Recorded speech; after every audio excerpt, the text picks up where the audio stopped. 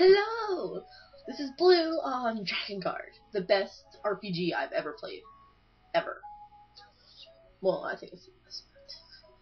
Okay, so, Drakengard is a hack-and-slash role-playing game from Square Enix and Cavia. It was released in 2003 with its sequel released in 2006, and I think that's it. It's part of like a Dragon Spear project, at least that's what it says in the credits. And the first game, this is a theme song, just so you know. Okay, the first game follows the main protagonist, but he's like an anti-protagonist, Kime, and he's mute, and he has a big sword, and he attacks people. Well, it's not innocent people, but, you know, the Union and the Empire, how original! No, he attacks the Empire. He's part of the Union. And so, his parents are dead, a dragon killed them, so he's angry at dragons, makes a pact with the dragon, then he can't talk.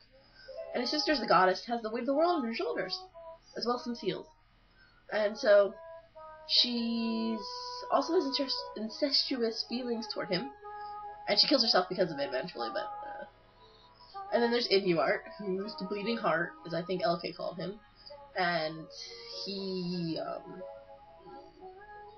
in love with Furya because he's betrothed to her, and he basically, he ends up not killing himself, but he dies because of something he did, also known as putting her in the sea, and then her coming out as a scorpion goddess thing and stabbing him in the stomach. Which is really funny if you think about it. But, yes. And so, Kime, throughout the game, he gets 4 different allies, I think 4, yes. Verdele, who's useless, you can't even play as him. Like, I'm an old guy with a stick, woo! His magic doesn't even do crap either, because, like, he attacks the antagonist, Mana, this little demon child controlled by watchers, and it doesn't do anything. She goes, raw! Yes. And so, he also gets more useful Ariosh, which, if you can use her for every mission that you're stuck on and win. She's amazing. She's a murderous elf whose family died, and she eats babies, and kills kids. There's like a whole mission where you just kill kids. And then later it's like, no, Ariosh! And she does it anyway, because she's amazing. I've role-played her, and cosplayed as her, and I draw art of her, because I love her. She's crazy.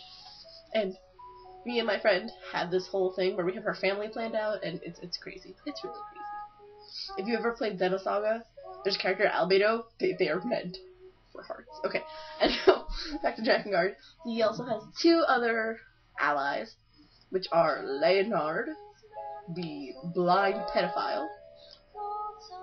It's louder now. And Siri, the little child who never grows up. And so, why is it so much louder? Okay. And so Siri never grows up, but he's in the second game.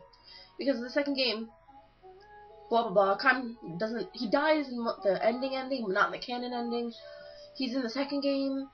Ariosh and Leonard just disappear. There's no reference to them in the second game, I don't think. And if there is, I've never seen it. Ariosh probably gets locked up again. Leonard probably kills him, I don't know. Who cares? Well, I care, because I love him, but... And so, what else? Let's see. In the second game, the protagonist is Noe! Noe's a crazy mofo. He's crazy. He goes like blue. It's crazy. I love him. And then he has 3 allies. Yurik, everyone loves Yurik. I don't really like Yurik. Except for when it's Yurik / Yaha. Yaha is beautiful. He's an elf, too. I love all the elves. It's kind of weird.